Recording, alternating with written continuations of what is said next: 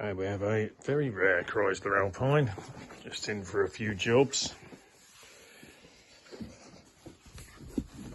Let's put that on there, yeah. Nice condition. Doubt if you'll find another one like it anywhere. That's the roof area. I took that off because I had a cover over it while it was here for a bit while I was making a mess with something else. But yeah, it's all very good. Just here for a few jobs, so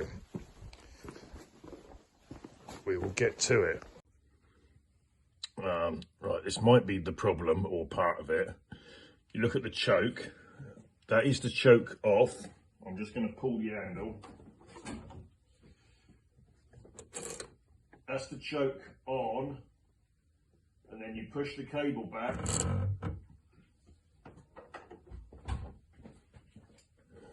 But it gets stuck there. And you've got to push it that little bit so it's sticking on there. So this is stiff. And the cable isn't really very comfortable because it's going in a big loop.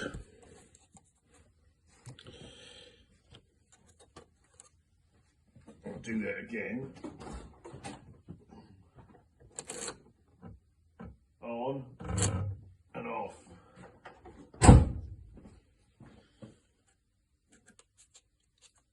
It's stiff, look. The cable's being bent over time. You got to push it back that last bit.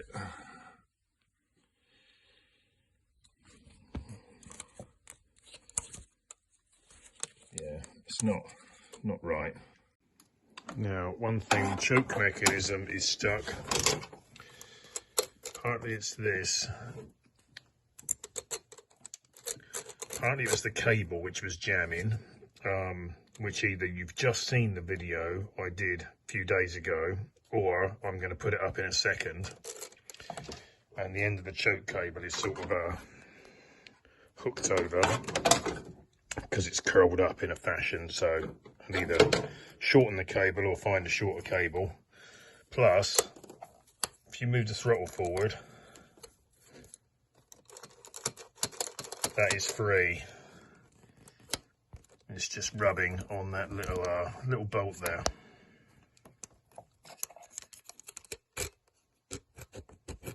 You can hear it, so that face needs cleaning up and greasing.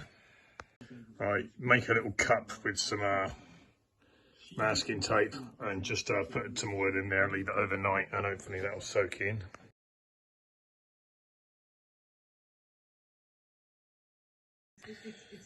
Right, I've sanded off that bit and the back edge of that, put a bit of grease on it, but it's better, but it still sort of sticks a bit, so put a little hole in there and try and put a little return spring between there, see if that will help it. Okay, now I've lubed it up and stuff and shortened the cable. You can see on off, it goes in the full range. So what it's basically done is just shortened it. So there's your cure. Mainly though, cleaning up these faces, so as that rubs on there, and I clean that back edge, sanded that up so it's sort of shiny and smooth. Right, this is the first time starting it up after doing that choke cable, and it tends to be wandering a bit.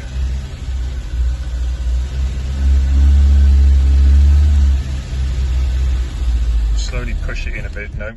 Oh, nope, that's died.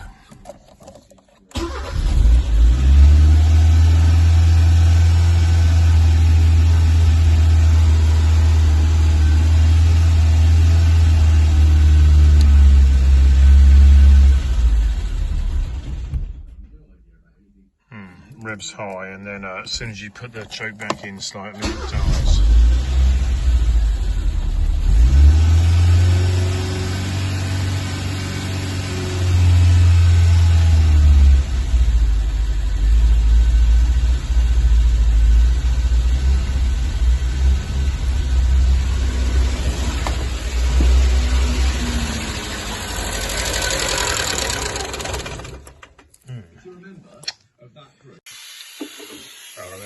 So I'll just do a quick compression test. So firstly, just blow the stuff out that's around the plugs before you take them out,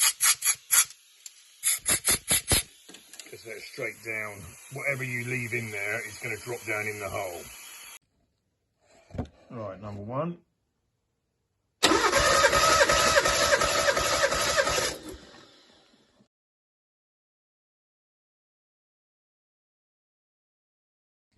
All right, number two.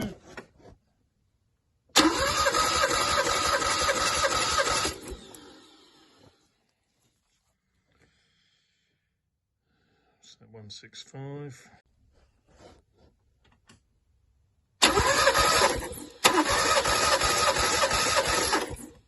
That's number three. And number four.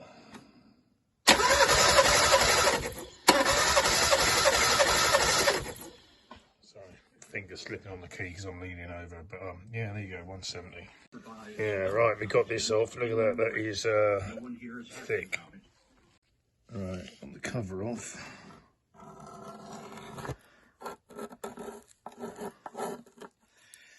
Yeah, some bit thick residue. Yeah, pretty yeah, you see in these all the oil just sort of sits at the bottom, so it's going to seep out with that side cover. There's a little well there, and that's full up, that's full up, and that's empty. I wonder if there should be a pathway in the middle of those two. I'll have a look. Right, let's clean this up. Yeah, the gasket's rock hard, it's all breaking up in bits. All that just snapping. Right, that's all cleaned off. New gasket. So I've got them there. I'm going to put a bit of blue Hydermark gasket sealer on it. I've cleaned all the faces up. The valve clearances are fine. It runs fine, so best leave it alone. Okay, so we've got that bolted up. Got this little pipe that goes over the top. I just squirt it through and put a rag through it and pushed it out the other side, clean it up. It says Hutchinson, June 89. But yeah, just make sure those rubber bolts are on the back are all sort of tight, not over tight, but just tight. Even is the main thing. Now, we think it's got like an air leak, which is why it seems to rev high, oddly. So we're going to change this in that manifold gasket based on the condition of the other gaskets, probably the exhaust one as well. And you can see the bit at the bottom of there looks a bit sorry for itself. So I'm going to undo these bits and pieces and just clean it all up. Right, as always, stuff like this, getting these clips off that takes a while. Where they're completely mangled, rusty, it's not been undone for ages, so you end up having to sort of twist it to butcher it off, because I can't damage the hose, because it's a really long hose that goes back to the heater. Right, look at that. Get all this, clean all this up. Again, one of these things, you think, oh yeah, it's only a row of little nuts around the edge. And there's this short little hose in there, and the one nut is just behind there in the bottom.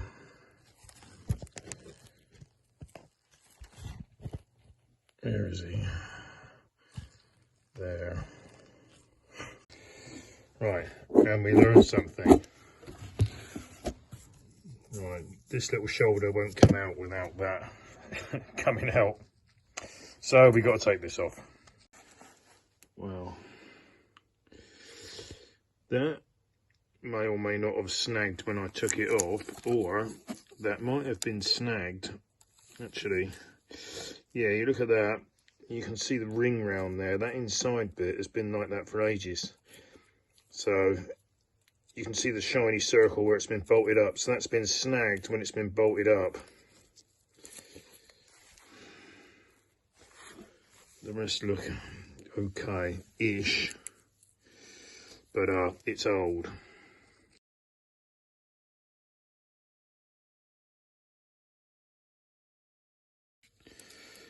So I've just sort of rubbed it and it's just fallen to bits. So that looks like that could have been the culprit then for the air leak and the mystery high revving.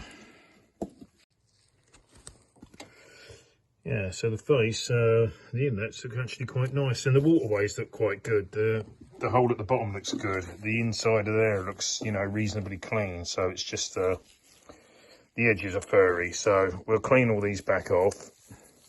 I did try undoing those two for the thermostat, but they, I thought they might have broke. So I'm just going to give them a sharp few taps, maybe warm up the casting and stuff, and get them out in the vise. So anyway, I can't do this one-handed, but yeah, heat up the alley casting, and you can see it's wet on there. Spray it with this Rostov ice, which rapidly cools down the bolts. Heat up the alley casting, spray it on the steel bolts to cool them down, and then you just want to try and get the bolt to change its relationship with the alley casting. Shock it a few times by getting a hammer and just tapping it. You just want to send like a ting-ting signal through the metal, and the vibrations at a microscopic level help it to sort of, you know, just release from its grip. And then hopefully when we undo them, they will undo. Right, the other one has undone. Loosened it, turn it like quarter of a turn or sixth of a turn, and then tighten it back up again. This one don't want to move much, so heat it up like that in an old glove.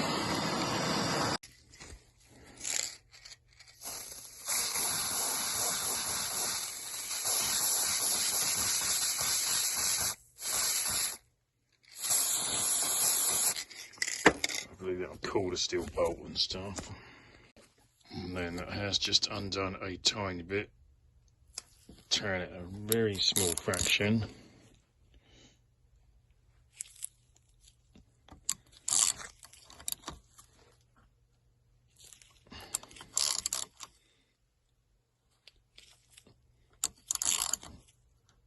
Only a couple of mil, but it is moving because I can feel it moving backwards and forwards. So when you get that, you're away. Just move it a little bit, back and forth, and then it'll undo. Right, now it moves that much.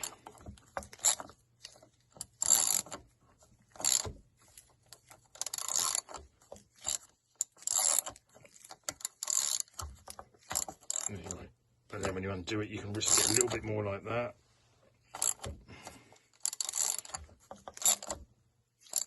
Back. Move it backwards and forwards. Taking your time over this is a lot easier than drilling it out and getting bits of broken stud out.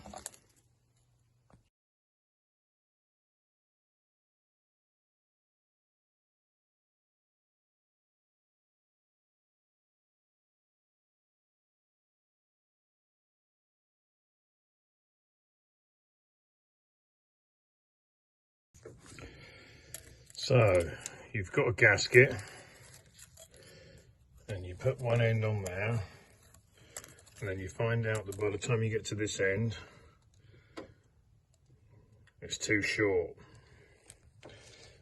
There is a way. So you put the kettle on, put it in the sink, and pour boiling hot water over it.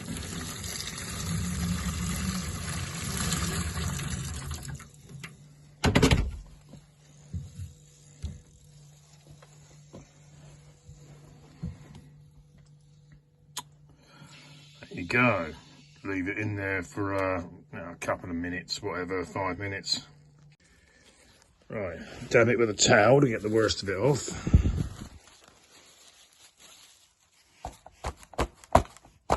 Sandwiches it in some cardboard. So blue paper in cardboard. Just saying, you can even use a mug. Yeah, cheers Glenn, Norfolk Humbers. It's still going. Give me that a couple of years ago. But yeah, roll it out to get the moisture out. Repeat until it's you know, no longer wet. And there you go. You will find that it now fits. Now I've just, because it's a really nice day out here, I've just laid it on my Jeep bonnet. Look, you can see that drying out really quickly.